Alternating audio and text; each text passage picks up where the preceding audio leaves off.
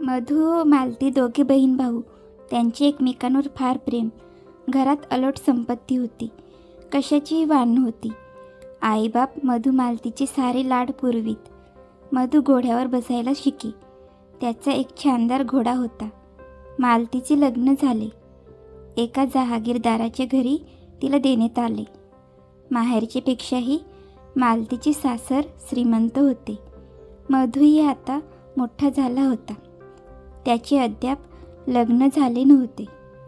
परंतु एकाएकी त्याचे वडील वारले व थोड्या दिवसांनी आई पण वारली. मधू एकटा राहिला. मालती 4 दिवस माहेरी आली होती, परंतु पुन्हा सासरी गेली.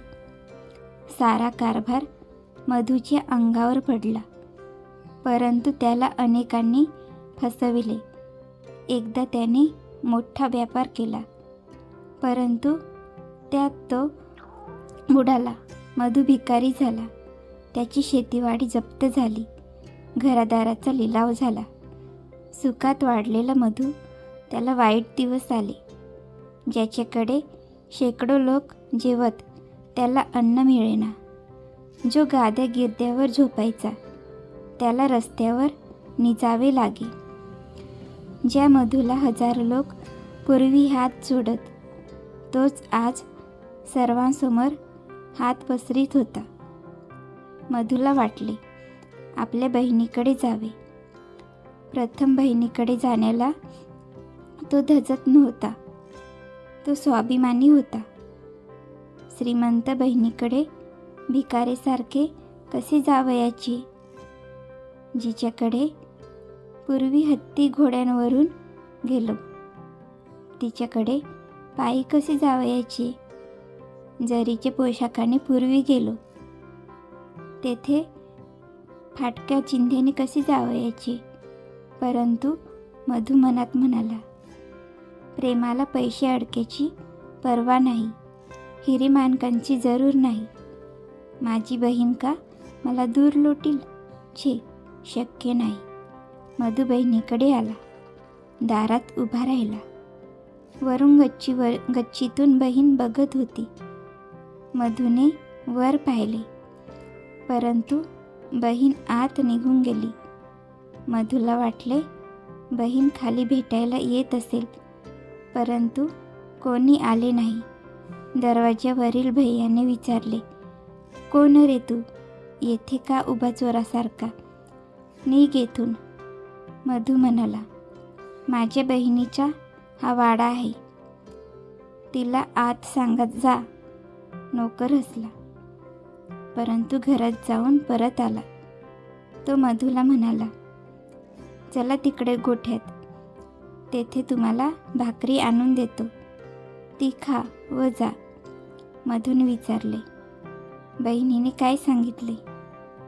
नोकर म्हणाला, बाईसाहेब म्हणाले, असेल कोणी भिकारी, बसवा गोठ्यात, द्या शिळी भाकरी. मधू गोठ्यात गेला. त्याच्या डोळ्यातून पाणी आले. त्याला कोरडी भाकर देण्यात आली. मधूने तेथे एक खळगा खणला व त्यात ती भाकर पुरली. पाणीही न पिता तो तेथून निघून गेला. मधू दूर देशी गेला. तेथील राजाचे पदरी तो नोकर राहिला. एकदा फार कठीण प्रसंग आला असता त्याच्या सल्ल्याने राजा वाचला. राजाने त्याला मुख्य प्रधान केले. मधूचे सांगण्याप्रमाणे राजा वागे. नव्या प्रधानाची वाहवा होऊ लागली. मधूने आता विवाहही केला. तो मोठ्या बंगल्यात राहू लागला. आपल्या बहिणीला भेटावे असे मधूच्या मनात आले. पत्नीसह तो निघाला. बरोबर हत्ती होते, घोडे होते. थाटामाटाने निघाला. पुढे जासूद बहिणीला कळवण्यासाठी गेली. बहीण एकदम उठली. ती आपल्या पतीसह सामोरी गेली. चौघडे वाजत होते. शिंगे फुंकली जात होती. थाटामाटाने भाऊ बहिणीच्या घरी आला. दुसऱ्या दिवशी मोठी मेजवानी होती. गावातील मोठ्या मोठ्यांना आमंत्रणे होती, चंदनाचे पाट होते, चांदीची ताटे होती, मोठा थाट होता, पंचपक्वाने होती. सारी मंडळी पाटावर बसली. आता जेवायला बसावायचे. इतक्यात भाऊ एकाएकी उठला. सारे चकित झाले. काय पाहिजे, काय हवे, सारे विचारू लागले. परंतु मधू एकदम गोठ्यात गेला. तेथील ती जुनी मातीसारखी झालेली भाकर त्याने खणून काढली. मालती मधूला म्हणाली, भाऊराया, हे काय वेड्यासारखे करतोस?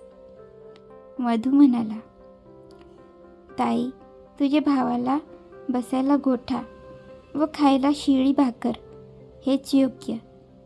हा आजचा थाटमाट भावासाठी नाही, हा सारा मान भावाच्या श्रीमंतीचा आहे.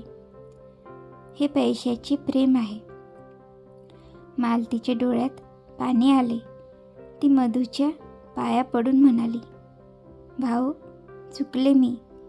तू बहिणीला क्षमा नाही करणार? पुन्हा उतणार नाही, मातणार नाही, प्रेमाला विसरणार नाही. भाऊ, क्षमा कर, घरात चल. मधूने मालतीचे डोळे पुसले.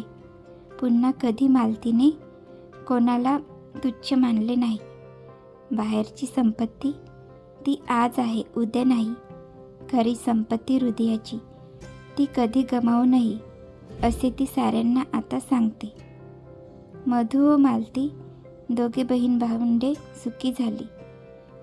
अशाच नवीन गोष्टी ऐकण्यासाठी चॅनलला सबस्क्राईब करा. धन्यवाद.